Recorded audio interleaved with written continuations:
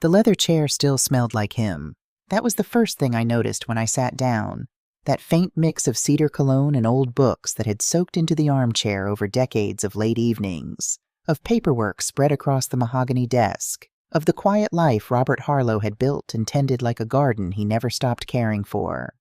24 years of marriage, and his smell was still in that chair. The funeral flowers in the hallway were still fresh. We'd buried him 6 days ago. I sat with both hands pressed flat against the armrests, feeling the worn leather beneath my palms, and I told myself, hold on, just hold on a little longer. Through the window I could see Preston's rental car in the driveway, a black SUV, because Preston had never driven anything that didn't announce his arrival. Beside it, Garrett's silver sedan. They'd both come. I should have taken that as a warning sign. In the 8 months Bob was sick, the hospital visits, the 3 a.m. medication schedules, the conversations with doctors that I had to navigate alone because I didn't want to worry anyone. In all those months, neither of his sons had come. Not once. But now, 6 days after the funeral, they were both here. I straightened in Bob's chair and waited. Preston came through the door first, the way he always did. Shoulders back, chin slightly elevated, filling the room with the quiet authority of a man who had spent 20 years as a San Francisco attorney and had never quite stopped practicing. He was 46, with the same commanding build Bob had once had, but without any of his father's warmth. Where Bob's eyes had crinkled at the corners when he laughed, Preston's gray eyes did something else entirely. They calculated. Even now, standing in his father's study 3 days after calling me Mom at the graveside, they were calculating. "Maggie," he said, and the way he said my name, measured, deliberate, the tone you use with someone whose signature you need, made my stomach tighten. "Thank you for sitting down with us. We know this is a difficult time." Garrett followed him in, 3 years younger but somehow looking older, with the soft features of a man who had spent his life letting other people carry the weight. Where Preston was sharp angles and controlled power, Garrett operated in the space between. The sympathetic voice, the concerned expression, the hand placed gently on your arm right before he told you something you didn't want to hear. "We just want to make sure everything is handled properly," Garrett said, settling into the chair across from me. "For the family." For the family. I'd heard that phrase so many times in the past 6 days that it had started to sound like a legal term. Preston opened his briefcase and withdrew a manila folder, thick, official, placed on Bob's desk with the quiet authority of someone who had done this before. "The will is straightforward," he began, and something in his voice told me he'd rehearsed this. "Dad was very specific about his wishes. We wanted to walk you through everything personally, out of respect." Out of respect. I kept my hands flat on the armrests and waited. The primary residence here in Austin, valued at approximately $920,000, passes jointly to Garrett and myself. He didn't look up from the folder. The Lake Travis property, $810,000, also to us jointly. Business assets, roughly $450,000, to be divided between us per the terms outlined. Each number landed somewhere in my chest. The Austin house. The kitchen where Bob and I had cooked Sunday dinners for 24 years. The hallway we'd argued over paint colors for 3 weekends before finally agreeing on a warm cream. The back porch where he used to bring me coffee every morning without being asked. The Lake Travis villa, where we'd spent our 10th anniversary, where Bob had said, watching the water at dusk, "I didn't know it could feel like this, Maggie. I didn't know until you." Gone, and gone. "And for me?" I asked. My voice came out steadier than I expected. Garrett shifted slightly in his chair. Preston's expression didn't change. "There's a life insurance policy," Preston said. $200,000. That should provide a comfortable foundation while you get settled somewhere. Somewhere.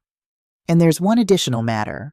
Preston drew a second document from the folder, smaller but somehow heavier feeling than everything that had come before. Dad accumulated significant medical expenses during his final illness. Insurance covered most of it, but there's still an outstanding balance of $195,000. As his spouse and as someone who was involved in his medical decisions, the hospital is looking to you for that responsibility. The room tilted slightly. I did the arithmetic without meaning to. $200,000 from the insurance. $195,000 in medical debt. $5,000. $5,000 to start over at 64 years old, after giving up my teaching career to support Bob's household, after 24 years of being the person who kept everything running quietly in the background, so that Bob could build the life that Preston and Garrett were now dividing between themselves, like a pie they'd been waiting to cut. I see, I said. It's nothing personal, Garrett said, and his voice had that particular texture, soft, regretful, performed, that I had always disliked most about him. Dad always felt that the family's core assets should remain with the bloodline. You understand?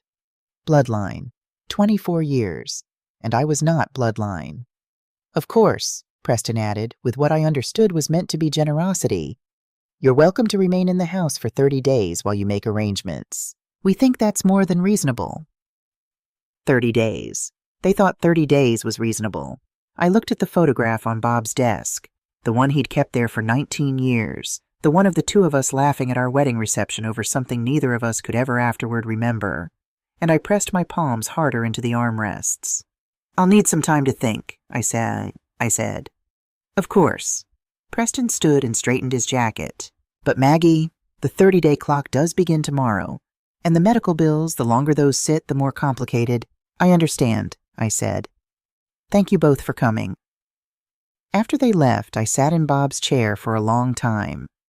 The afternoon light moved across the room the way it always had, entering through the east window at a low angle, crossing the bookshelf where Bob kept his first edition Steinbecks, fading slowly against the far wall. I'd watched that light move across this room 1,000 times. In 30 days, it would move across this room for someone else. My hands found the small drawer, the narrow one at the top right of Bob's desk, the one he always kept locked, the one I'd never thought to ask about because Bob was the kind of man who deserved some privacy, and I had always respected that about him. It wasn't locked now. Inside, a small brass key, worn smooth on the edges from handling. Someone had held this key many times. And beneath it, tucked under a folded slip of paper, a business card. First Lone Star Bank, 6th Street Branch. On the back in Bob's handwriting, Box 412. I didn't know we had a safety deposit box. I held the key up to the fading light. It was warm in my hand, the way metal gets when it's been held. Through the window, I could see Preston standing beside his rental car, phone pressed to his ear, talking with the focused urgency of someone managing a problem. Garrett stood nearby, listening, nodding. Neither of them looked back at the house. I set the business card carefully in my purse. Then I went to the kitchen and made myself a cup of tea, the way Bob used to make it. Too strong, with 1 spoonful of honey. And I sat at the kitchen table and thought about what I was going to do next. Howard Bellamy had been the Harlow family attorney for 15 years. His office on Congress Avenue was all polished marble and framed diplomas, the kind of office designed to make you feel that everything was under control, that someone competent was handling things, that you could relax. I had never been able to relax in Howard Bellamy's office. I wasn't sure why, until now. Maggie, he cleaned his glasses for the second time in 10 minutes, which was something I'd never seen him do before. I want to make sure you fully understand the terms before we proceed. Walk me through it, I said. He did. It matched what Preston had told me, almost word for word. The will was clear, Howard said. The assets were straightforward. The medical liability was unfortunately something that attached to the spouse. There was very little room for interpretation. Is there any basis for contesting? I asked. Howard set his glasses down. Contesting would be a lengthy process, months, potentially longer, and in the meantime, the medical bills would keep accumulating. Yes, I watched his face as he answered. Howard Bellamy was a careful man, a precise man, a man who had built a reputation on saying exactly what needed to be said and nothing more. But there was something underneath the precision today, something that looked, if I was reading it right, like discomfort. Howard, I sassy said, keeping my voice even. When did Preston first contact you? After Bob's passing? He paused, just a fraction of a second too long. Preston reached out in the days following Robert's passing, he said, which is standard procedure for, of course, I said. Thank you. I stood, smoothed my skirt, and extended my hand. I'd like a few days before signing anything, I said. I need to get my thoughts in order. Howard shook my hand and told me to take all the time I needed. But as I walked through his lobby toward the elevator, I felt his eyes on my back, and I understood something that I couldn't yet prove. Howard Bellamy was not working for me. He hadn't been for some time. Daddy. That evening, Preston called. Then Garrett. Then a text from Diane, Garrett's wife, suggesting we have lunch. Just the two of us, nothing formal, family supporting family.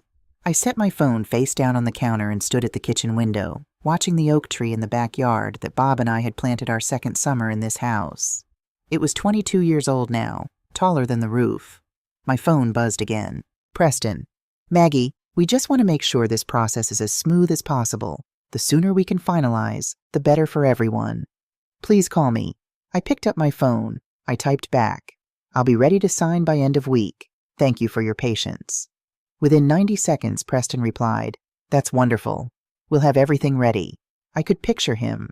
The relief, the quiet satisfaction, the mental calculation already shifting to what came next. They thought I was a woman who had been told her options and had accepted them. They thought I was tired and grieving and alone, which I was. What they didn't think was that I might, in the 96 hours between now and end of week, drive to a bank on 6th Street and open a box numbered 412. They didn't know about the key. First Lone Star Bank was a quiet, mid-sized institution with marble floors and the particular hush of a place where serious things happened in an unhurried way. The branch manager, a woman named Carol Whitfield, had the kind face of someone who had delivered difficult news gently many times before. Mr. Harlow opened this box about 7 months ago, she said as she led me down the stairs to the vault. He was very specific about access. Only he and you, Mrs. Harlow. 7 months ago, right around the time his health had started declining in ways we couldn't ignore any longer, and right around the time Preston had suddenly become very interested in his father's business affairs, calling weekly, asking detailed questions about assets and insurance policies and estate planning. I'd thought at the time that it was grief anticipating itself, a son trying to feel prepared. Box 412 was heavier than I expected. Carol left me alone in the small private viewing room with a box of tissues on the table and a glass of water I hadn't asked for but was grateful for. I sat down, set the box in front of me, and lifted the lid. Inside was a world I hadn't known existed. Documents, dozens of them. But not the legal papers I'd braced for, not insurance policies or property deeds. These were something else. Printed email exchanges, financial statements for accounts I'd never heard of, a folder marked confidential, Sutton Investigations, a medical report from a neurologist in Houston, and at the very bottom, in a sealed envelope in Bob's handwriting, For Maggie, read everything else first. I set the envelope aside. I picked up the first printed email. Preston, Dad's getting worse. Doctors think 6 months, maybe less. We need to move faster on the restructuring. Can Langley expedite the paperwork? Already in motion. Once your father signs, the business assets move to the shell companies. Properties transfer immediately upon death. What about the wife? Maggie won't be a problem. She doesn't understand the business side. By the time she figures out what's happened, it'll be done. I read it twice. Then I set it face down on the table and breathed. They had been planning this. While I was driving Bob to chemotherapy. While I was sleeping in a hospital chair because I didn't want him to wake up alone. While I was learning how to administer IV medications because the home health aide couldn't come every day. Preston and Garrett had been on the phone with a man named Victor Langley, discussing how to move their father's assets before he was cold in the ground. Maggie won't be a problem. I picked up the next document. The financial statements were for something called Harlow Family Trust, an account I had never seen, never heard Bob mention, with a current balance of $5,200,000. $5,200,000. Beneath the statements, a note in Bob's handwriting. Maggie, this is our real money. Moved it here 8 months ago. The boys think everything is in the house and the business. They're wrong. Only you can access this. My hands had started shaking. I pressed them flat on the table and made myself keep reading. The Sutton Investigations folder was next. Dale Sutton, the cover page read. Licensed private investigator, Austin, Texas. Former APD. The summary report was 43 pages. I read the executive summary. Preston, $265,000 in gambling debts, accumulated over 14 months across multiple casinos in Nevada.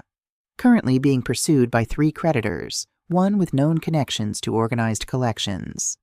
Law license under informal review following a client complaint regarding misuse of escrow funds. Garrett, operating a fraudulent investment fund under the name of his consulting business, had misappropriated $340,000 from client accounts, the majority belonging to retirees over the age of 70. 2 civil suits pending.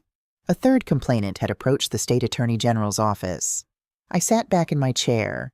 These were the men who had sat across from me in Bob's study and told me, with careful, practiced sympathy, that family assets should stay within the bloodline. These were the men who needed their inheritance, not to honor their father's memory, not to preserve something he'd built, but to stay ahead of the creditors who were already knocking. I reached for the medical report.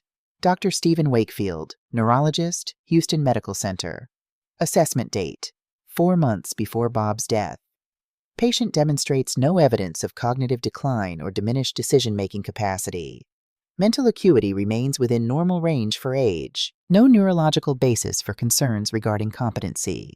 Preston had told 3 different people, including, I suspected, Howard Bellamy, that Bob's illness had affected his judgment in his final months, that he hadn't been fully himself, that documents signed near the end of his life might not reflect his true wishes. Dr. Wakefield's report said otherwise. Bob had been completely, entirely himself until the end. The last document in the stack was a copy of a will, not the will Preston had shown me. A different will, dated 7 weeks before Bob's death, notarized and witnessed by 2 independent parties, bearing the letterhead of Donahue and Associates, estate law. I had never heard of Frank Donahue.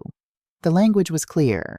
Everything, the house, the Lake Travis property, the business assets, all accounts and holdings, passed to Margaret Ann Harlow. A separate clause established modest annual trust distributions for Preston and Garrett, structured so they could not be liquidated or accelerated. And in the margin, in the cramped, familiar handwriting I had loved for 24 years, Maggie, you get to decide what they deserve. I trust you completely. I sat in that small, windowless room for a long time after that. The water in the glass Carol had brought me went untouched.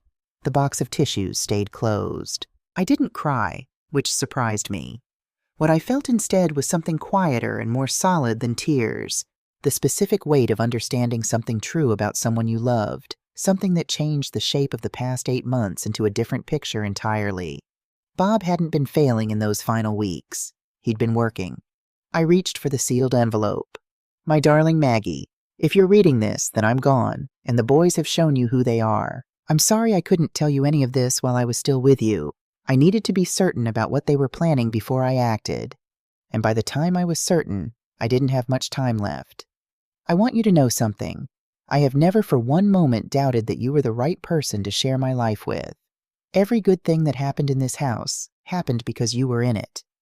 The boys had every advantage I could give them, and they chose to become the men they are. That is not your failure.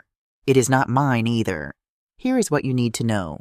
The house carries a mortgage of $1,300,000. The Lake Travis property carries a mortgage of $850,000. I took both loans out 6 months ago, and the money is in the Harlow Family Trust, the account only you can access.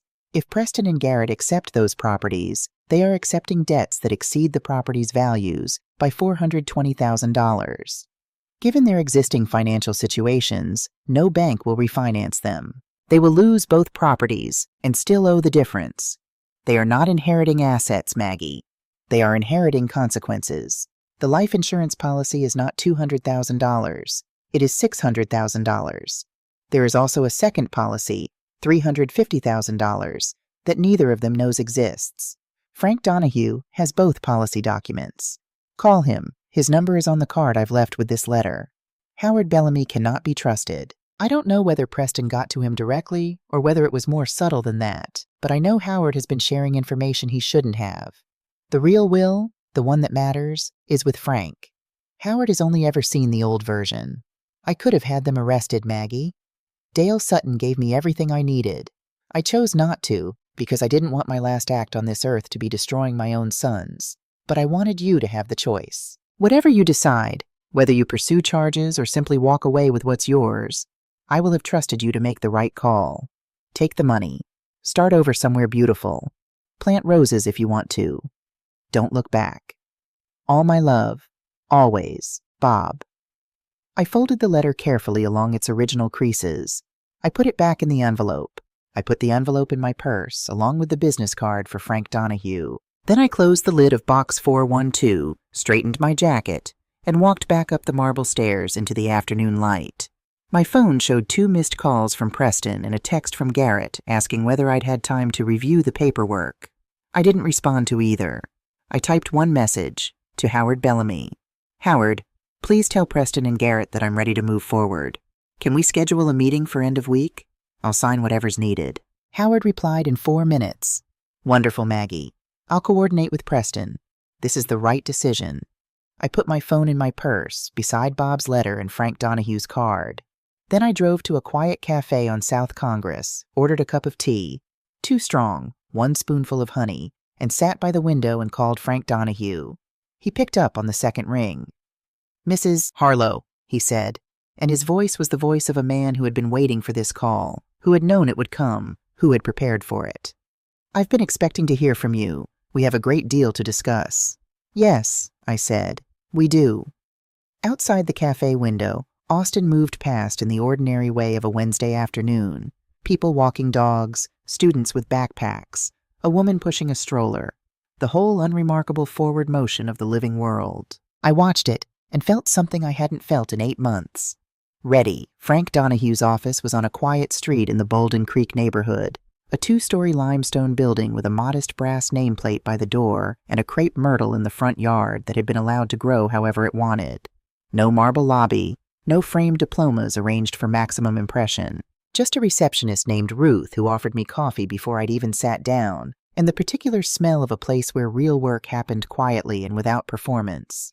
Frank himself appeared in the doorway a moment later, 67 years old, with the unhurried movements of a man who had learned long ago that rushing rarely improved anything. He had a full head of white hair, reading glasses pushed up on his forehead, and the kind of handshake that told you he'd earned every callus. Mrs. Harlow, he said, come in, sit down. There's a lot to cover, and I want to make sure we cover all of it before you walk into that meeting with Preston and his attorney. I followed him into an office lined with bookshelves on 3 walls and a window on the 4th, looking out onto a small courtyard where a tabby cat was sleeping in the sun. I sat across from his desk, which was organized in the particular way of a man who knew exactly where everything was, even if no one else could tell. Bob spoke about you often, Frank said, settling into his chair. He wanted me to understand who I was protecting before he told me what I was protecting you from. I felt something move through my chest, the particular ache of being known by someone who is no longer there to know you. Tell me everything, I said. Frank opened a thick folder and began. Bob had first contacted him 9 months ago, 2 months after hiring Dale Sutton, 1 month after Sutton had delivered his initial findings. He'd driven to this office alone, without telling anyone, on a Tuesday morning when I thought he was at a cardiology follow-up. He came in and sat in that exact chair, Frank said, nodding toward me. And he put a manila envelope on my desk and said, Frank, my sons are stealing from me, and I need to make sure my wife is protected before I die. I don't have a lot of time, so let's not waste any. Bob had shown Frank everything Sutton had uncovered. The gambling debts, the fraudulent investment fund, the forged signatures on loan documents that Preston had used to leverage the family business as collateral for his personal debts. He'd shown Frank the emails between Preston and Victor Langley. He'd explained that Howard Bellamy, for reasons that might have been venality, or might simply have been years of accumulated loyalty to the son who called more often than the father, had become unreliable. He was very calm about all of it, Frank said. That was what struck me. He wasn't angry. He was just resolved.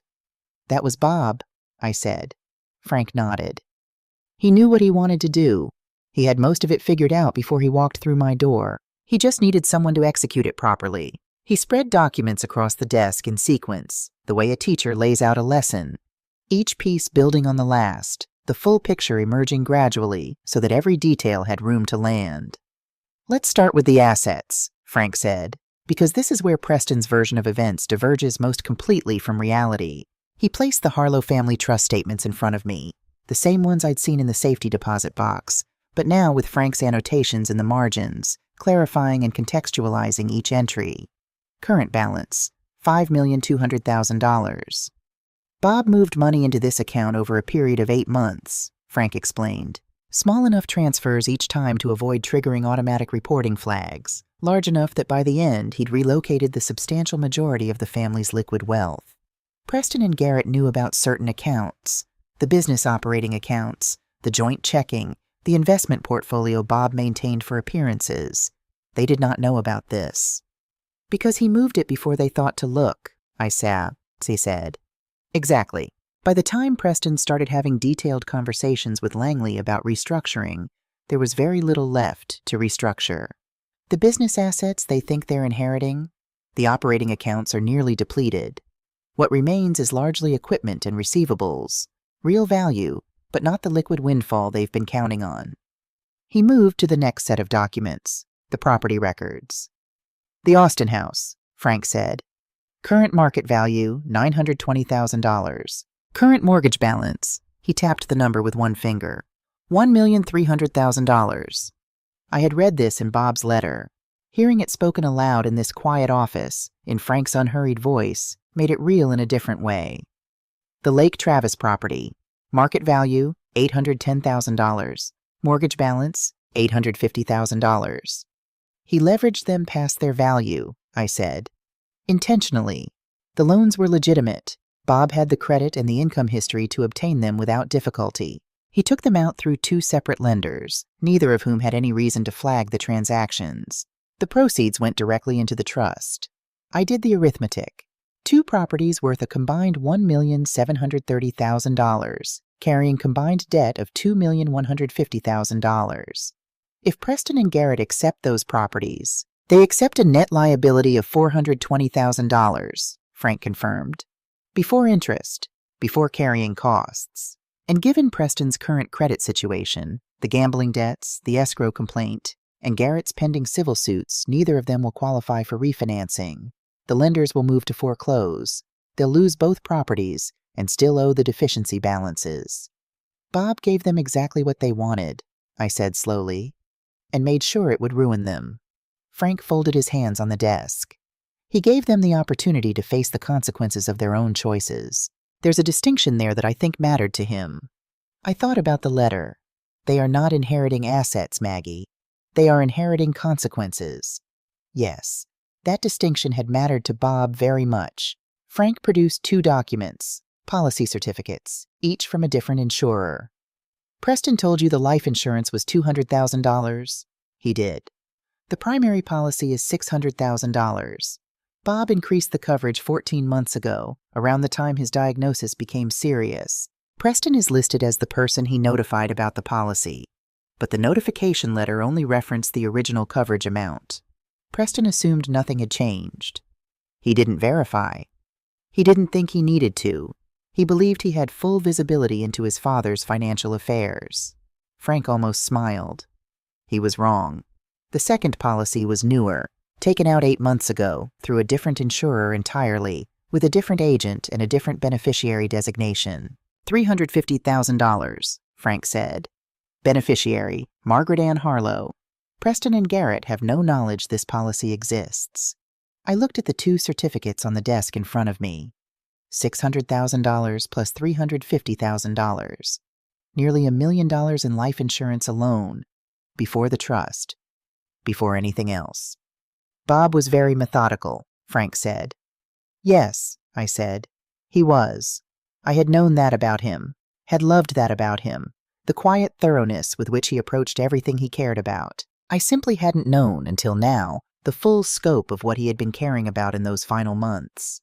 Frank reached into the bottom of the folder and withdrew a document I recognized from the safety deposit box, the Sutton Investigations report, along with several items I hadn't seen before. Dale Sutton's investigation was thorough, Frank said. I've worked with Dale before. He's careful, he's experienced, and he documents everything in a way that holds up. He laid out the supplementary materials one at a time. Bank records showing Preston's signature, or rather his father's signature as forged by Preston, on 3 separate loan documents, each using Harlow family business assets as collateral. The forgeries were competent, but not perfect.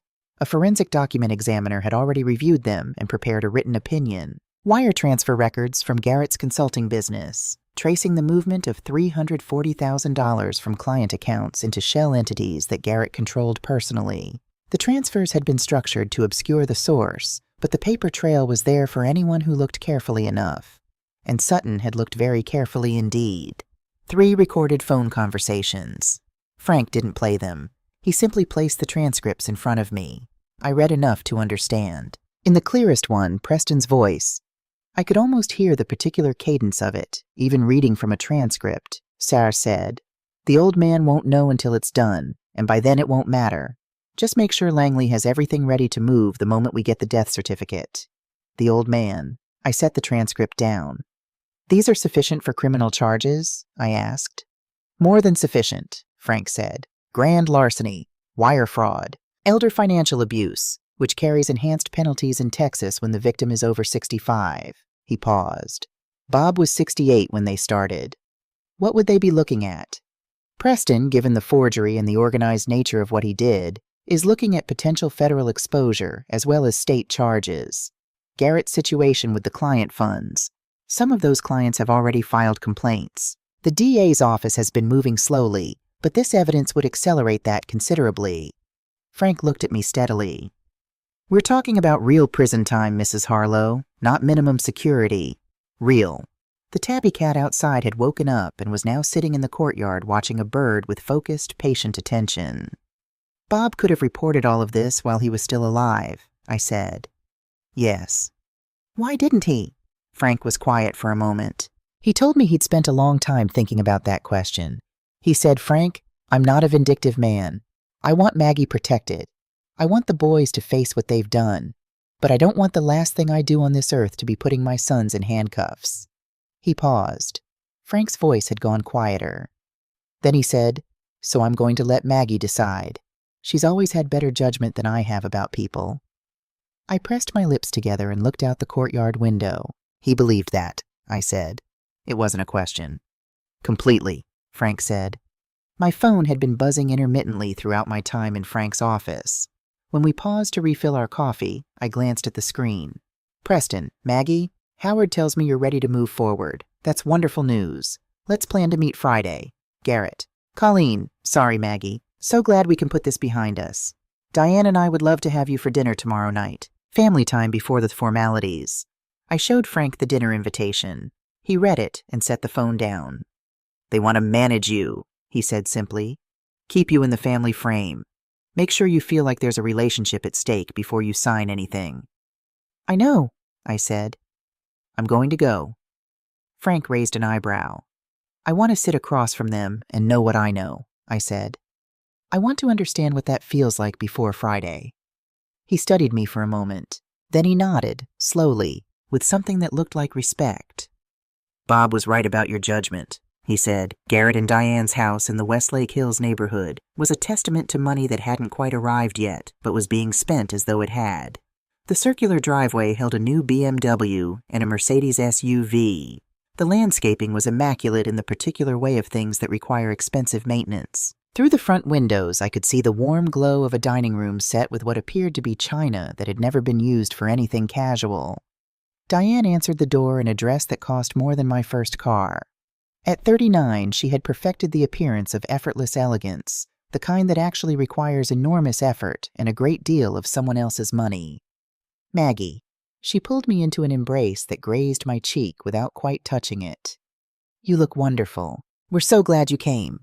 Preston was already there, a glass of scotch in hand, standing in Garrett's study with the proprietary ease of a man who had decided this space already belonged to his side of the family. He stood when I entered and kissed me on the cheek. "Mom," he said, because he wanted something. Dinner was served in the formal dining room. Diane had made herb-crusted salmon, perfectly prepared, with a wine pairing that Preston approved of with a small nod. The table was set with the precision of a stage production, and I sat in the middle of it and knew everything. That was the strange part. Not frightening, not overwhelming, just strange. The knowledge I was carrying sat inside me like ballast, keeping me steady while the conversation moved around me. Garrett talked about a consulting project. Diane asked about my plans. Preston mentioned casually that Howard had drafted the final paperwork and it was really quite straightforward, nothing to worry about. The Lake Travis property, I thought, watching Preston refill his wine glass, has an $850,000 mortgage against it. You don't know that yet. "Maggie," Preston said, setting down the bottle and turning to me with his careful, practiced concern. I want to make sure you're feeling supported through all of this. If there's anything you need— Actually, I said, keeping my voice pleasant, I've been going through some of Bob's paperwork. He kept such detailed records. I keep finding accounts and documents I didn't know about. The temperature in the room changed. Not dramatically, just a degree or two, the way air shifts before weather arrives. Garrett's fork paused over his plate. What kind of documents? Financial statements, mostly. Accounts I don't recognize. I smiled at him. Bob was so thorough. I probably just need someone to explain what I'm looking at. We'd be happy to help with that, Preston said, and his voice was entirely controlled except for a small tightening around his eyes. That's exactly the kind of thing Garrett and I can walk you through. No need to involve outside parties who might not understand the full picture. That's so kind, I said. Oh, and I found a key in Bob's desk drawer. A safety deposit box key, I think. Isn't that funny? I didn't even know we had one. The silence lasted exactly 2 seconds too long. A safety deposit box, Garrett repeated. I haven't had a chance to go yet, I said, which was not true but was the right thing to say. I thought I'd get through the paperwork first. Of course, Preston said, smooth, controlled.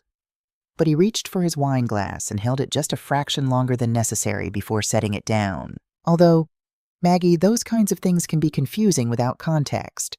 Old accounts, outdated documents. Let us come with you. Make sure you're not worried unnecessarily. That's so thoughtful, I said. I'll let you know. When I stood to leave 2 hours later, Preston walked me to my car. The evening air was cool and smelled of the cedar that grew along the property line. Maggie, he said, his hand on my car door. About those documents you mentioned, and the safety deposit box. He paused, choosing his words with the care of a man who knew words were his primary tool. It would be best if you brought anything you find to us first. Dad's filing system could be confusing. We want to make sure you're not misled by something that seems significant but isn't. Of course, Preston, I said. Family should help family. I drove away. In my rearview mirror, I watched him standing in the driveway, already on his phone before I'd reached the end of the block. By the time I pulled into my own driveway, my phone showed a missed call from a number I didn't recognize. I sat in the car in the dark and called it back. Mrs. Harlow. The voice was measured, unhurried, a man accustomed to delivering information carefully. My name is Dale Sutton. I believe you've seen my report. I have, I said. Frank Donahue asked me to reach out. We need to go over a few things before your meeting Friday, specifically regarding Preston's contact with Victor Langley over the past 2 weeks. A pause. There have been some developments. What kind of developments? Preston knows something is wrong, Sutton said.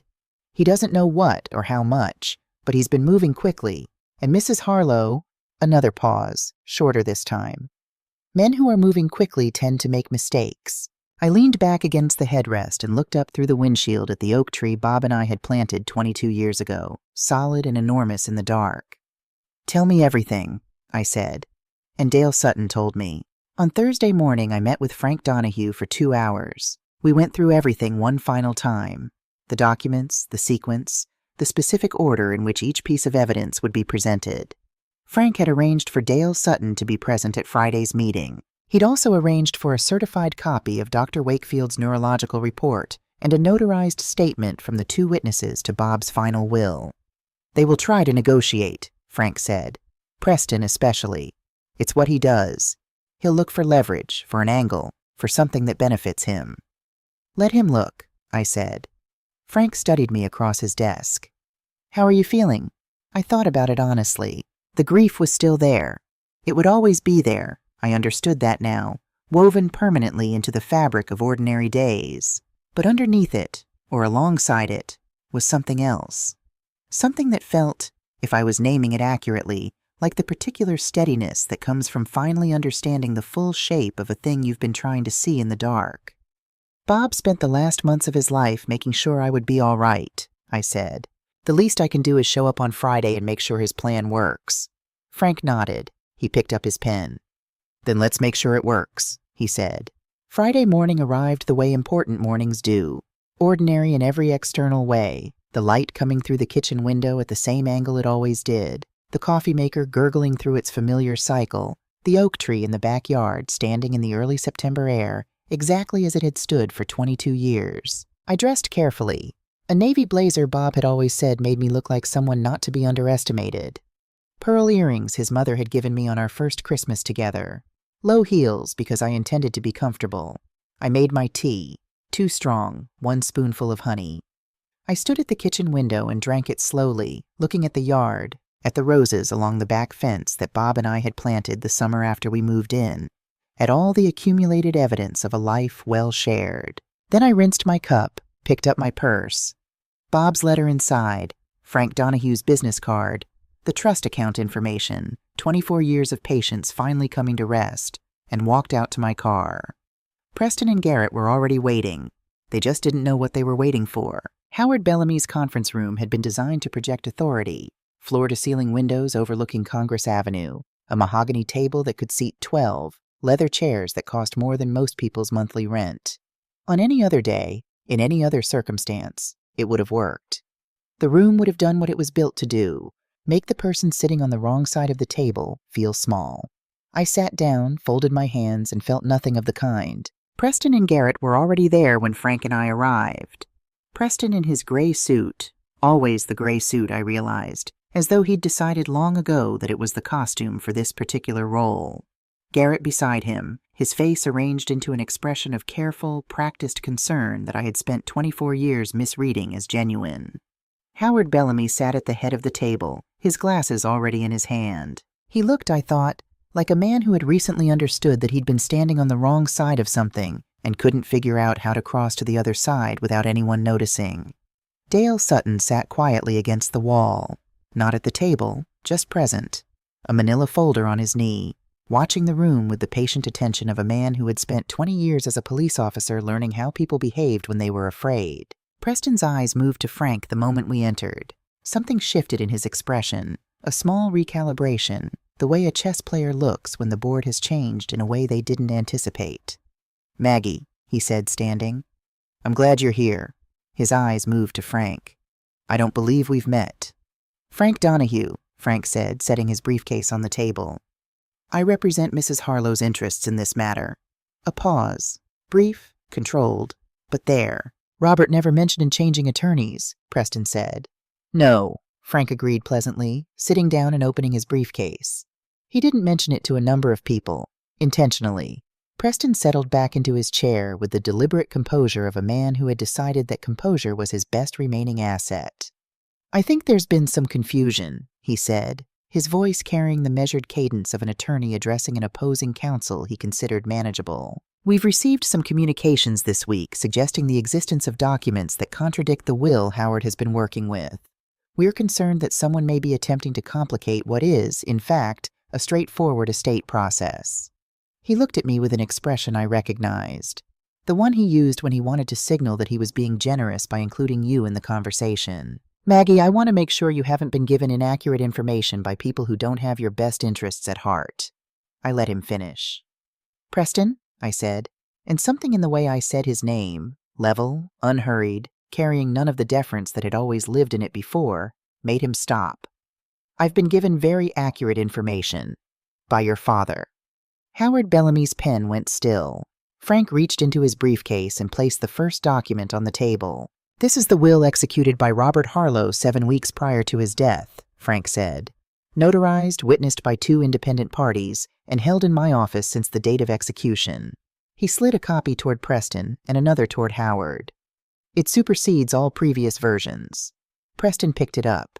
His eyes moved across the page with the practiced speed of someone who reads legal documents for a living. I watched his face as he read, watched the small muscle along his jaw tighten, watched his eyes stop and go back to a particular clause, watched him reach the signature page and the notarization and understand that there was no procedural angle here, no argument about execution or witness qualification. The will was airtight. Bob had made sure of it. "This is," Preston started. "Valid," Frank said. "Completely and unambiguously valid. I'm happy to provide the contact information for both witnesses if you'd like to verify independently." Garrett had taken the copy Howard silently slid toward him and was reading it with the slower, more effortful concentration of someone for whom legal language required translation. When he reached the central clause, all assets to Margaret Ann Harlow, with disposition of any bequest to Preston James Harlow and Garrett William Harlow left entirely to her discretion, he set the document down and looked at his brother. The look that passed between them had none of the controlled, private communication I'd witnessed at that first meeting in Bob's study. This was something rawer, something closer to the look of two men standing on a floor that had just shifted beneath their feet. Howard Bellamy cleared his throat.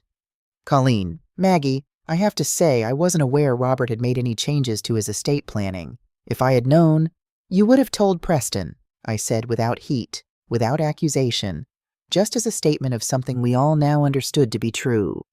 Howard's mouth closed. Frank placed the second document on the table. "Dr. Stephen Wakefield, neurologist, Houston Medical Center," he said. "Assessment completed 4 months prior to Robert Harlow's death at Mr. Harlow's personal request, conducted independently of his primary care team. Dr. Wakefield's finding: no evidence of cognitive decline, no impairment to decision-making capacity, full mental acuity." He looked at Preston. "I understand there have been suggestions in various conversations that Mr. Harlow's judgment may have been compromised in his final months. This report addresses that suggestion directly." Preston said nothing. Garrett said nothing. The September morning moved past the conference room windows. Traffic on Congress Avenue, a cyclist waiting at the light below, the ordinary, indifferent motion of a city that didn't know or care what was happening 14 floors up. Frank reached back into his briefcase. "I want to be clear about what I'm about to share," he said, and his voice had shifted slightly, still unhurried, but with a new weight to it. The weight of a man who knows that the next several minutes will be the ones everyone in the room remembers. Robert Harlow spent the last 9 months of his life building a complete and documented account of his son's financial activities. He did this not out of anger, but out of love for his wife, and out of a conviction that the truth should be available to the people who needed it. He paused. "Everything I'm about to show you has been reviewed by a forensic accountant, a document examiner, and a former law enforcement officer. All 3 are prepared to testify." He placed the Sutton investigation summary on the table. Preston looked at it. He recognized the name. I could see it in the fractional hesitation before he controlled his expression. He'd known Bob had hired someone. He hadn't known how much Sutton had found. "Bank records," Frank said, producing the next document, showing 3 separate instances of Robert Harlow's signature appearing on loan documents he did not sign. A forensic document examiner has provided a written opinion confirming the signatures are not consistent with Mr. Harlow's authenticated signature samples. The loans used Harlow family business assets as collateral. He laid the examiner's report beside the bank records. "Preston, these documents bear what appears to be your signature as the authorized party on 2 of the 3 loans." Preston's composure did not break. I will give him that. He had spent 20 years building it, and it did not break. But it bent, visibly, undeniably, in the slight forward shift of his weight, and the way his hands moved from the table to his lap. "That's," he started. "Wire transfer records," Frank continued, as though Preston hadn't spoken, placing the next set of documents in front of Garrett. "These trace the movement of funds from client accounts managed by Garrett Harlow's consulting business into entities he controls personally. The total amount is $340,000. The majority of the affected clients are retirees." He let that word sit in the room for a moment. "Several of them are over 75.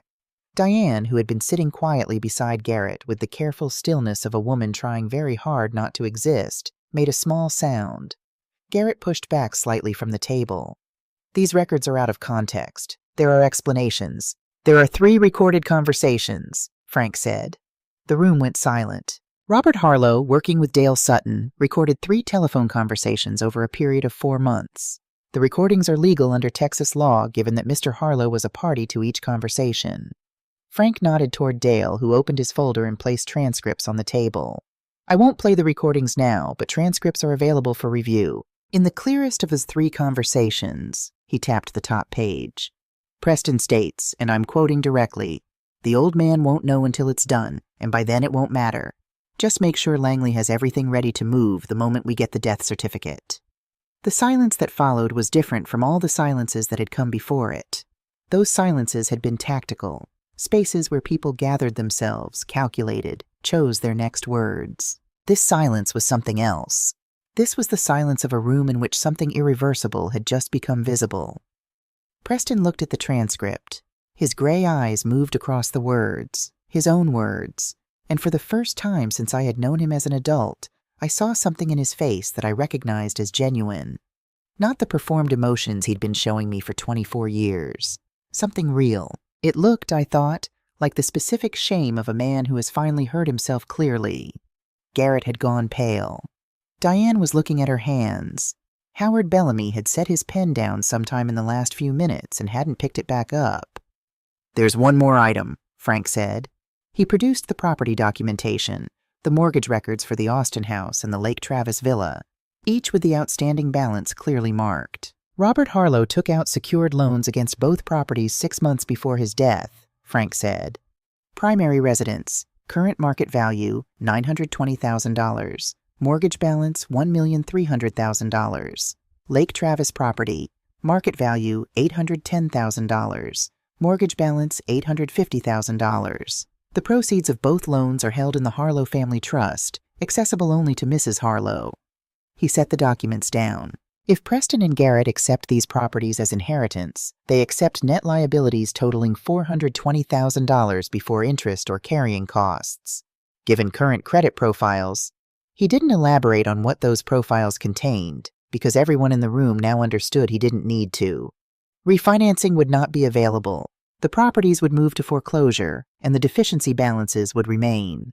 Preston looked up from the mortgage documents. He looked at me, and I held his gaze. This man who had called me Mom at his father's funeral, and the wife in his emails to Victor Langley. This man who had stood in Bob's study and told me with careful, performative kindness that I had 30 days to find somewhere else to live. I held his gaze, and I didn't look away, and I didn't say anything, because everything that needed to be said was already on the table. "What?" Preston said finally, his voice stripped of the courtroom polish it had carried for 20 years. "Do you want from us?" Twist 5. The choice. I reached into my purse. I placed 2 documents on the table. The first was the deed of gift, prepared by Frank, notarized, ready to be signed.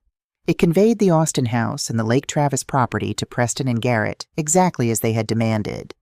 Both properties, exactly as described, including, as the attached mortgage schedules made clear, every dollar of associated debt. The second was the criminal complaint, prepared by Dale Sutton in consultation with Frank, documenting the forgery, the wire fraud, the elder financial abuse, complete, organized, ready to be delivered to the Travis County District Attorney's Office, and, given the interstate elements, to the FBI's Financial Crimes Unit. 2 documents, 2 directions. "These are your options," I said. "Aye. You can sign the deed of gift and accept the inheritance you've been demanding, the houses, the business assets, everything you told me Bob intended for you. Or you can walk away from all of it, and I will not file the criminal complaint." Preston stared at the 2 documents. "And if we sign the deed?" "Then I file the complaint anyway," I said. "Because if you're willing to take assets you know are underwater just to spite me, then you're the kind of people who need to answer for what you did to your father in front of a judge." Garrett made a sound that might have been a laugh under different circumstances. "You've been planning this." "Bob planned it," I said. "I'm just here to see it through." "This is coercion," Preston said, but his voice had lost its authority entirely. It was the voice of a man saying words because words were the only tool he had left, not because he believed they would work. "No," Frank said quietly. "It's a choice. A genuine one, which is more than your father was offered." Preston looked at his brother. For a long moment, they simply looked at each other. These 2 men who had grown up in the same house, who had shared a childhood I'd never been part of, who had apparently at some point made a decision together that had led them here, to this room, to this table, to this morning. Whatever passed between them in that look, it ended with Garrett turning away first. "Preston," Garrett said. His voice was quiet and flat and entirely without pretense for the first time since I'd known him. "It's over." Preston closed his eyes. When he opened them, he reached for the pen Frank had placed on the table. He signed the document releasing all claims to the estate. Garrett signed beneath him. Neither of them looked at me as they signed. I didn't need them to. They stood to leave. Howard Bellamy gathered his unused documents with the careful movements of a man trying to be invisible. Diane kept her eyes on the floor. Garrett walked to the door without speaking. Preston stopped. He turned back, and for a moment, just a moment, the performance fell away completely, and I saw him clearly for the first time. A 46-year-old man who had borrowed against every good thing in his life and finally run out of credit. "He really did all of this," Preston said. Not a question, not an accusation, just a man trying to understand something that had broken his picture of himself. "He did," I said, "because he knew what we were planning. Because he loved me," I said. "And because he knew you, Preston. Both of you. Better than you knew yourselves." Preston looked at me for a long moment, and then he said very quietly, "He was a better man than I gave him credit for." "Yes," I said. "He was." He walked out. The door closed behind him. The conference room was very quiet. Frank was organizing documents. Dale Sutton capped his pen. Somewhere on Congress Avenue below, a car horn sounded. Someone in a hurry, moving through an ordinary Friday morning in a city that kept moving regardless. I sat still for a moment longer. I thought about Bob, about a Tuesday morning 9 months ago when he'd driven himself to this attorney's office and sat across from Frank Donahue and said, "I don't have a lot of time, so let's not waste any." I thought about the brass key worn smooth from handling, left in a locked drawer where he knew I would eventually find it. I thought about the letter he'd written me, the careful, loving precision of a man who had spent his final months not in despair, but in quiet, purposeful work. "Don't look back," he'd written. I picked up my purse. I thanked Frank. I shook Dale Sutton's hand, and I walked out into the September morning. The house I bought was in Fredericksburg, Texas, a small limestone cottage on the eastern edge of the hill country, where the live oaks grow low and the light in the late afternoon has a particular golden quality that makes everything look the way things look in memory.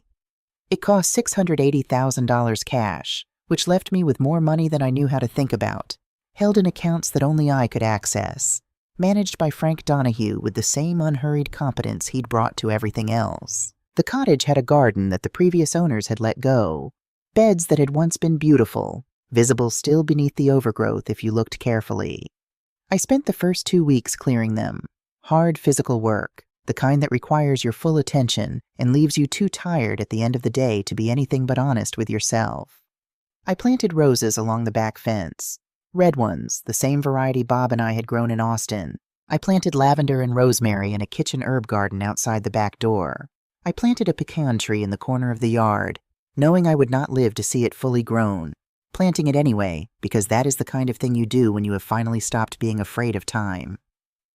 Preston filed for Chapter 7 bankruptcy 11 weeks after our meeting in Howard Bellamy's conference room. His law license was suspended pending a disciplinary hearing related to the escrow complaint, the one that had been quietly filed before any of this began, the one that had always been waiting. He entered a gambling addiction treatment program, court-mandated, in January. Garrett's consulting business dissolved in the weeks following the meeting when 2 of the civil suits against him became public. A third complainant, a 78-year-old retired schoolteacher from Pflugerville who had trusted Garrett with her retirement savings, filed a complaint with the state attorney general's office. The investigation was ongoing. Diane filed for divorce in October, citing irreconcilable differences. She moved to Houston with her sister. Howard Bellamy resigned from the State Bar Association's Ethics Committee, citing personal reasons. He continued practicing, more quietly than before. Dale Sutton called to check on me in November. At the end of the conversation, he mentioned that his daughter Amy was looking for volunteers for the organization she ran, support services for women experiencing financial abuse within families. She needed people who understood what that looked like from the inside. I asked for Amy's number. Amy Sutton was 32, with her father's patient eyes and her own particular intensity, the focused energy of someone who had chosen her work because she meant it, not because it was available. We met for coffee in Fredericksburg on a Wednesday afternoon in late October, and she told me about the women she worked with, women who had been slowly, systematically removed from financial decisions, women who discovered after a spouse's death that they owned nothing they thought they owned, women who had been told in various ways by various people that they didn't understand the business side. I understood every sentence she said. "My father told me a little about your situation," Amy said, wrapping both hands around her coffee cup. He said you might understand what these women are going through in a way that's hard to learn from the outside. I do, I said. Would you be willing to talk to some of them? I looked out the cafe window at the Fredericksburg Main Street, the limestone storefronts, the pecan trees, the unhurried pace of a small hill country town going about its Friday. A woman about my age was walking a dog. 2 teenagers were sharing something on a phone, laughing at it. An old man was sitting on a bench doing nothing in particular, which is sometimes exactly the right thing to do. Yes, I said. I would. 6 weeks later, I established the Robert Harlow Foundation for Financial Justice. The foundation provided 3 things: free legal consultations for women navigating estate disputes or family financial abuse, financial literacy workshops for women over 50 who had spent their marriages in the background of their own economic lives, and a small emergency fund for women who needed immediate resources while longer legal processes worked themselves out. It was not the legacy Preston and Garrett had imagined their father leaving behind. They had imagined assets divided, properties transferred, a life's work absorbed into their own trajectories as though Bob Harlow had existed primarily to fund them. What Bob Harlow had actually left behind was a woman who had spent 24 years learning from the most decent man she'd ever known, learning his patience, his thoroughness, his refusal to be cruel even when cruelty was available, his belief that the right thing done carefully was always worth the effort, and a foundation that in its first 3 months helped 14 women understand that they were not powerless, not even close. On a Tuesday morning in December, I was in the cottage garden cutting back the last of the autumn growth when my phone rang. It was Frank Donahue. "Just calling to check in," he said. "How's Fredericksburg?" "Cold this week," I said. "Beautiful. And the foundation?" "Growing," I said. "Amy found us 2 more volunteer attorneys last week, and we have a workshop next Thursday with 11 women registered." "Bob would be very pleased," Frank said. I looked at the rose canes along the back fence, bare now, dormant, holding their energy through the winter for what came next. In 4 months, they would bloom again. I had already planned where I would cut and where I would let them grow. "Yes," I said. He would. After I hung up, I stood in the garden for a while in the December quiet. The live oaks held their leaves through winter. That was one of the things I was still learning about this place, all the ways it was different from what I'd known before. The light was thin and clear and came from a low angle across the hills, and it made everything look precise and honest, the way things look when there is nothing left to hide. I thought about Bob, the man who had sat in a small office and spent his remaining months making sure I would be all right. The man who had left a brass key in a locked drawer and trusted me to find it. The man who had written "You have always had better judgment than I do about people," and meant it completely. I thought about the woman I had been 6 months ago, sitting in his leather chair with her hands pressed flat against the worn armrests, holding on. And I thought about the woman standing in this garden now, in this life she was building from the materials Bob had left her and the things she was discovering she had always been capable of on her own. "Don't look back," he'd written. I wasn't. The roses would bloom in April. I would be here to see them.